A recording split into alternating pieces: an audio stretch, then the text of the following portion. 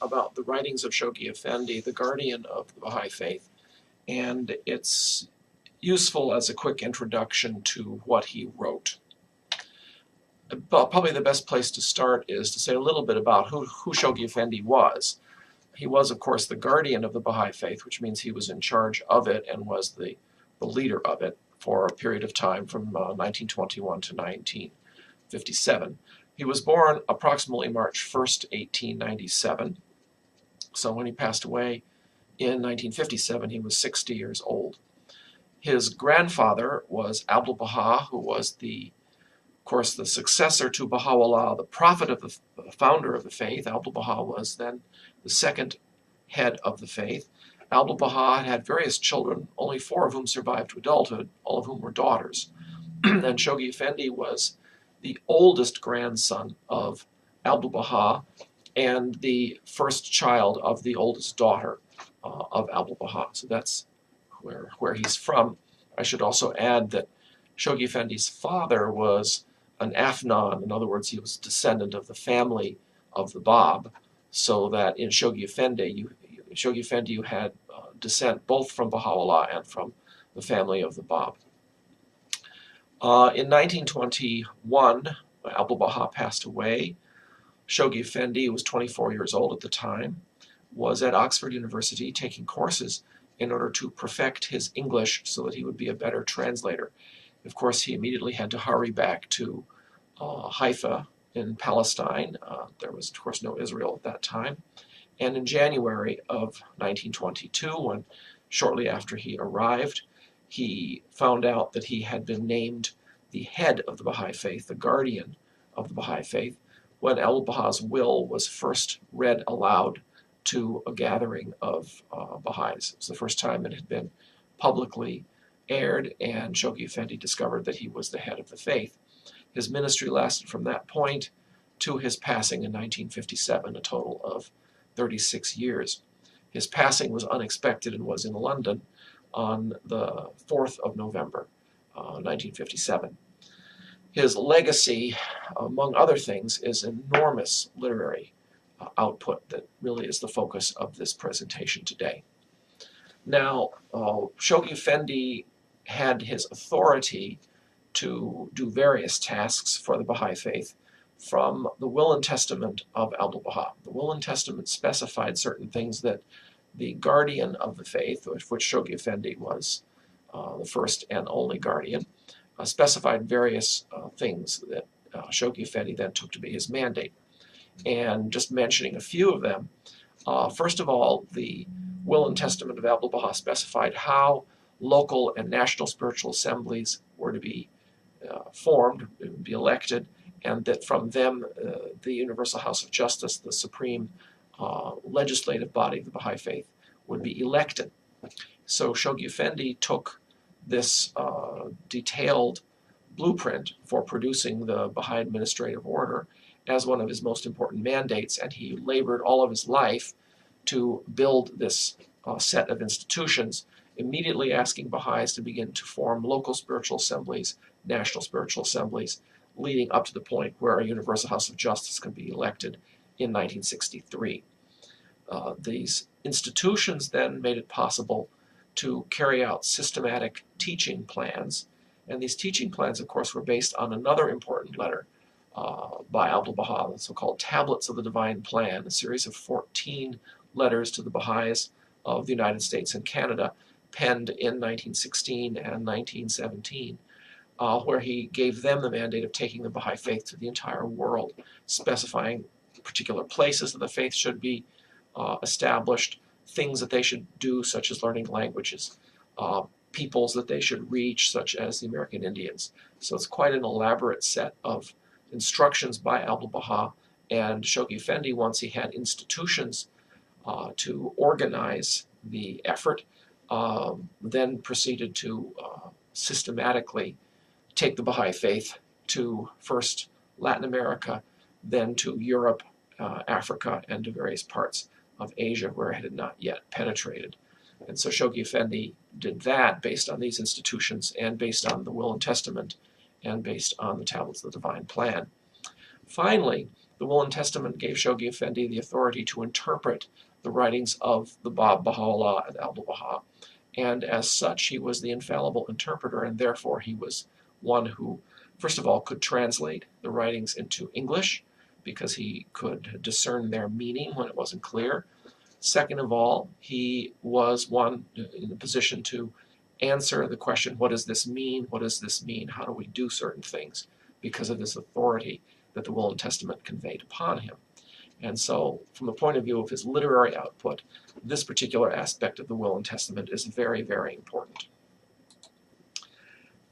We have at the archives in Haifa, Israel, 34,000 different documents that came from Shoghi Effendi. Many of them are, the vast majority of them, of course, are letters. Some of them are just simply receipts from contributions, and so the number is inflated to some extent simply because of the large numbers of receipts that he sometimes wrote letters, hand-wrote letters on these receipts, though, so they have sometimes some content directly from him. Altogether, the Baha'i World Center has digitized all these documents, and they total 5 million words. So we have a vast corpus of interpretation of the meaning of the writings of Baha'u'llah and Abdu'l-Baha in these texts. In terms of specific publications, if you were to open up a basic Baha'i bibliography by William Collins, you'll find some, I don't know, perhaps 12 pages of publications of Shoghi Effendi's writings. And no doubt 1,000 years from now, Shoghi Effendi will continue to be a prolific author because people will continue to compile together letters in different arrangements and publish them. So there's a huge number of publications already that have Shoghi Effendi listed as the author. But to look at some of the very specific ones, some of the most important ones, which is what we can do today very briefly. First of all, there's a volume called Baha'i Administration, perhaps 200 pages or so in length, which are letters Shoghi Effendi sent to the Baha'is of the United States and Canada from 1922 to 1932. And this particular volume of letters contain instructions how to first elect local spiritual assemblies and national spiritual assemblies, the details of administration. The Baha'i transliteration system was sent at this particular time. Details on running literature review was in one of these letters. So the letters have a lot of very important guidance about how to build Baha'i institutions. But this particular volume, of course, is a compilation of, I don't know, dozens and dozens of individual letters. Then a series of longer epistles were produced by Shoghi Effendi. Some of them were 20 pages, 30 pages, ultimately as long as 70 or 80 pages in length. And these epistles were either published individually or collected together in volumes. And so you have a sort of second phase in Shoghi Effendi's writing, you might say, which is this phase of writing lengthy works. The World Order of Baha'u'llah, February of 1929, is the first example of this particular phase of writings by Shoghi Effendi. It was then followed a year later with the World Order of Baha'u'llah, Further Considerations. This was an even longer tablet, and Ruhiyya Khanum, Shoghi Effendi's widow, identifies that as a kind of turning point in Shoghi Effendi's literary output. It's followed then by The Goal of a New World Order, November of 1931, The Golden Age of the Cause of Baha'u'llah in March of 1932, America and the Most Great Peace in April of 1933. You can see these are coming out 6 to 12 months apart at this point. Then The Dispensation of Baha'u'llah, February of 1934. This is a particularly important letter of perhaps 30 or 40 pages where he defines the basic station of the Bab, Baha'u'llah, and Abdu'l-Baha, and the administrative order, which includes both the guardianship and the Universal House of Justice. So the Dispensation of Baha'u'llah, which some people call Shoghi Effendi's will, or his testament, I should say, his testament, is a sort of detailed treatment of how the Baha'i Faith is organized and who these various divine figures at the center of the faith were, who they are in terms of their station and their authority. Then you had one final, these lengthy epistles called The Unfoldment of World Civilization, March of 1936. And all of these different ones, from the first one that I mentioned, the World Order of Baha'u'llah, all the way through The Unfoldment of World Civilization, were compiled together and published in 1938 as a volume of several hundred pages called The World Order of Baha'u'llah. This is a very, very important text for people to read and study, really filled with incredible gems of interpretation and explanation. Then in December of 1938, Shoghi Effendi wrote what may have been his longest letter, The Advent of Divine Justice. And again, it's an extremely important letter, which I won't go into the details about right now. The Promised Day Has Come followed in March of 1941. This is a kind of apocalyptic letter written as World War II had descended upon Europe and East Asia. The United States had not yet joined it, of course, not till December of that year. But nevertheless, it was a very, very dark time in much of the world, and the situation is reflected in the tone of The Promised Day Has Come. In 1944, Shoghi Effendi published the only true book that he had ever written, God Passes By, which is a history of the Baha'i Faith from 1844 to 1944. So it was a centenary gift to the Baha'i world by Shoghi Effendi. All these other documents, which are essays, were actually written as letters to the National Spiritual Assembly of the Baha'is of the United States. These earlier ones were all technically letters. Then, after World War II, Shoghi Effendi had less time for writing lengthy things. He was much more busy with just simply running the Baha'i Faith because it had gotten more complex, had gotten longer.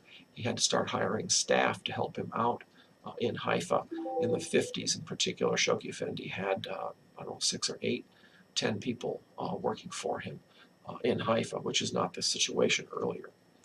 However, during this later period of time, you also have quite a few letters that Shoghi Effendi produced, and there are large compilations that have subsequently been published of his letters to specific countries or regions. So, for example, here we have a large number of the major large compilations of letters.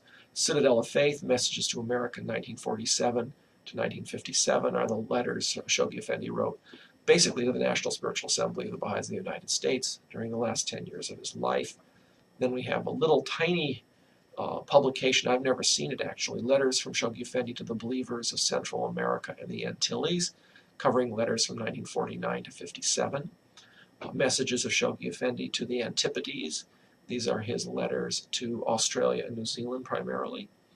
Messages of Shoghi Effendi, the Indian Subcontinent, 1923 to 57. They've compiled all of the major letters that he's written either to individuals or to the National Spiritual Assembly of that particular part of the world together into one several hundred-page volume.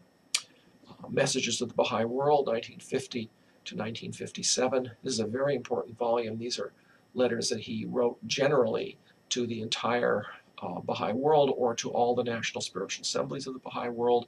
These are the letters where he names people Hands of the Cause of God. He adds to the ranks of the Hands of the Cause of God. He mentions persecution of the situation of the Baha'is in Iran. So there's really quite an important set of letters that are in this particular volume. Messages to Canada are letters that he wrote to either Canadian Baha'is or to the National Spiritual Assembly of the Baha'is of Canada, which was first elected in 1947. The Light of Divine Guidance are 2 volumes of messages to individuals, Baha'i communities, or National Spiritual Assembly of the Baha'is of Germany and Austria. So you have really quite an extensive collection of letters he wrote to that part of the world. These are all in English, however. This Decisive Hour, Messages of Shoghi Effendi to the North American Baha'is, 1932 to 46, contain other important letters that were written before Citadel of Faith, which starts in 1947, and these are letters that were not of the length of the ones that went into World Order of Baha'u'llah, but nevertheless were quite important, mostly to the National Spiritual Assembly of the Baha'is of the United States and Canada. Unfolding Destiny, finally, is a collection of letters that Shoghi Effendi wrote to the Baha'is of the British Isles, both individuals and Baha'i institutions. So that gives you some idea of the range of these compilations of letters, and no doubt in the future others will be produced as well. I think there may be one to Alaska, for example, that I don't have listed here because I couldn't find my copy of the book. And there are really quite a lot of letters out there that still have not been collected together and published, or at least not that are currently available, because there have been other collections that were published beside these. Finally, it's worth saying something about the translations that Shoghi Effendi produced. Shoghi Effendi, as I had mentioned, went to Oxford to perfect his English so he could become a translator, and he was the authorized translator. Of course, because of his power to interpret, he could determine exactly what Baha'u'llah or Abdu'l-Baha meant by their texts. And there are many places where Arabic or Persian may have like several different meanings, 3 or 4 or 5 different meanings. This is also typical, of course, of English words. They may have 3 or 4 or 5 different meanings as well. But if you take an Arabic word and you translate it into English using one of the English meanings, you then narrow down or pin down the primary purpose, the primary meaning of that word in the Arabic text as well. As a result, translations into other languages are usually done from the English text primarily. So these are the other things that Shoghi Effendi produced that I have listed here. For example, first of all, of course, he published the Will and Testament of Abdu'l-Baha in 1922, which was, of course, the very document that defined his authority. So he put that out quite quickly. The Kitab-i-Igan, one of Baha'u'llah's leading texts, which had been available in an earlier translation, then became available through Shoghi Effendi's translation in 1931. He redid the Hidden Words in 1932. He put together gleanings from the writings of Baha'u'llah in 1935. This is a collection of something like 186 extracts of texts by Baha'u'llah from different places that Shoghi Effendi selected to publish in this particular volume. Prayers and Meditations came out in 1938. Marvelous, beautiful prayers by Baha'u'llah that are included in that particular text. Epistle to the Son of the Wolf, Baha'u'llah's last major revelation, which he revealed in 1891, was prepared in English translation by Shoghi Effendi in 1941.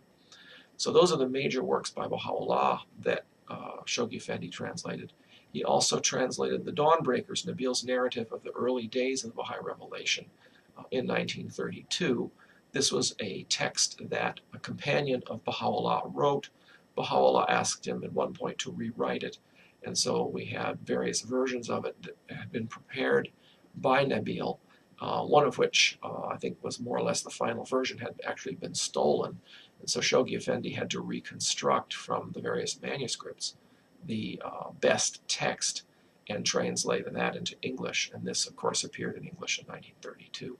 It's a magnificent account of the growth of the Baha'i Faith from the time of the Bab, 1844, actually a little earlier with the Sheikhis in the earlier 1840s, all the way up to about the 1850s.